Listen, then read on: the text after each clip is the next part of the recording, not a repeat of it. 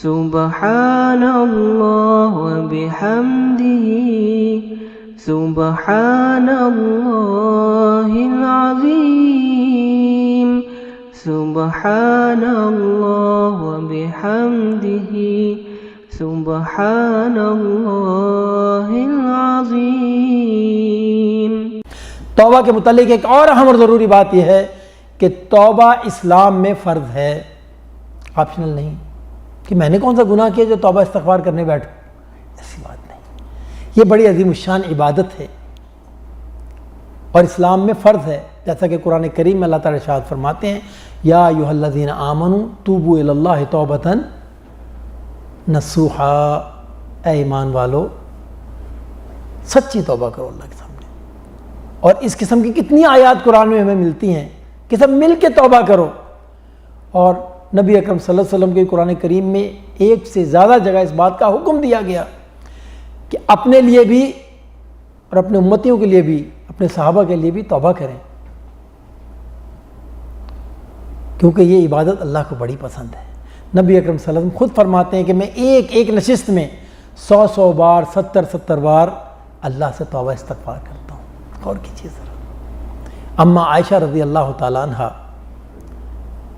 سچے باپ کی سچی بیٹی اور سچے نبی کی سچی بیوی ہیں، وہ بیان کرتی ہیں کہ ایک دن میں نے عرض کی اے اللہ کے رسول صلی اللہ علیہ وسلم، آپ اتنی زیادہ عبادات کا اہتمام کرتے ہیں کہ آپ کے پاؤں مبارک میں ورم پڑ جاتا ہے، پاؤں سوج جاتے تھے، پوری رات کھڑے رہتے تھے عبادت، اور آپ اتنا زیادہ توبہ استغفار کا اہتمام فرماتے ہیں، جبکہ آپ کے بارے میں تو قرآن کریم میں فیصلہ صادر ہو چکا ہے قد غفر اللہ ما تقدم من ذنبک وما تأخر۔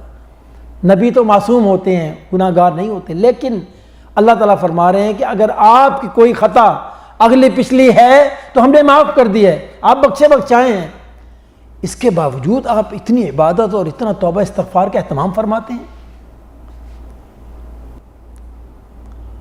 توبہ کے بارے میں ایک اور اہم اور ضروری بات یہ ہے کہ آپ صلی اللہ علیہ وسلم نے ارشاد فرمایا کہ توبہ کے بارے میں میری امت کو اللہ رب العالمین نے 2 مہلتیں دی ہیں جو دوسری امتوں کو نہیں ملی۔ امام طبری نے بیان کیا اس حدیث کو۔ پہلی مہلت، یہاں 2 فرشتے بیٹھے ہیں، بات ایک بار پہلے بھی آ چکی ہے، ان کا نام ہے، ساتھی بتلائے گا، کرام کاتبین۔ قرآن کریم میں ان کا ایک سے زیادہ جگہ ہے، ذکر ہے، کرام کاتبین یعلمون ما تفعلون۔ جو سیدھے ہاتھ پہ بیٹھا ہے اس کا کام کیا ہے؟ نیکی لکھنا، اور جو بائیں ہاتھ پہ بیٹھا ہے وہ برائی کو تحریر کرتا ہے۔ جو بائیں ہاتھ پہ بیٹھا ہے اللہ کی طرف سے اسے حکم ہے کہ جب میرا یہ بندہ کوئی گناہ کرے تو اپنے قلم کو اٹھائے رکھنا، فوراً تحریر نہ کرنا اس کے گناہ کو۔ کتنی دیر اٹھائے رکھنا؟ 6 ساعات تک، یعنی 6 گھنٹوں تک مت لکھنا، انتظار کرنا شاید کہ میرا بندہ مجھ سے رجوع کر لے، توبہ کر لے، تو تجھے لکھنے کی ضرورت ہی محسوس نہ ہو۔ اور اگر پھر بھی میرا بندہ توبہ نہ کرے تو پھر کیا لکھنا؟ ایک گناہ کیا کتنا لکھیں گے؟ ایک کے بدلے ایک لکھیں گے، اور اگر ایک نیکی کریں گے تو کتنا لکھیں گے؟ 10 لکھیں گے۔ اللہ اکبر، اللہ کی شان کریمی دیکھیں، ایک غلطی ہوئی 1 خطا لکھی گئی، اور ایک نیکی ہوئی 10 سے تو شروع ہو رہا ہے، اور یہ معاملہ کہاں تک جائے گا؟ چلیے ایک حدیث سے اس بات کو سمجھتے ہیں، یہ بھی حدیث قدسی ہے۔ اللہ رب العالمین ارشاد فرماتے ہیں کل عمل ابن آدم یضاعف، ابن آدم کے ہر عمل کو بڑھایا جاتا ہے، نیک عمل کو بڑھایا جاتا ہے۔ کتنا بڑھایا جاتا ہے؟ الحسنۃ بعشر امثالها، ایک نیکی اس کے بدلے 10 الی 700 ضعف، 700 تک۔ یہ 10 اور 700 کا کیا معاملہ ہے؟ علماء فرماتے ہیں یہ اخلاص کی بنیاد پر ہے، کس عمل کو کس اخلاص سے کیا گیا، کس نیت سے کیا گیا۔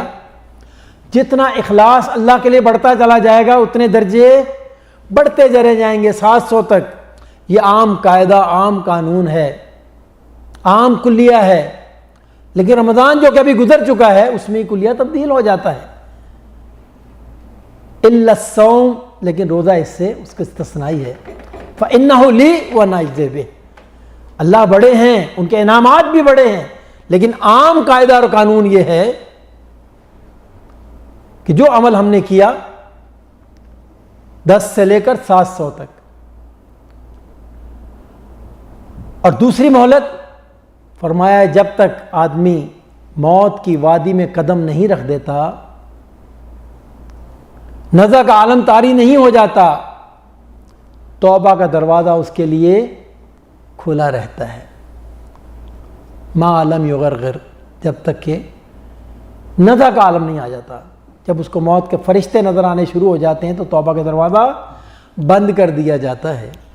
اللہم صلی علی سیدنا محمد وعلی آلہ وصحبہ وسلم. اللہم صلی علی سیدنا محمد وعلی آلہ وصحبہ وسلم.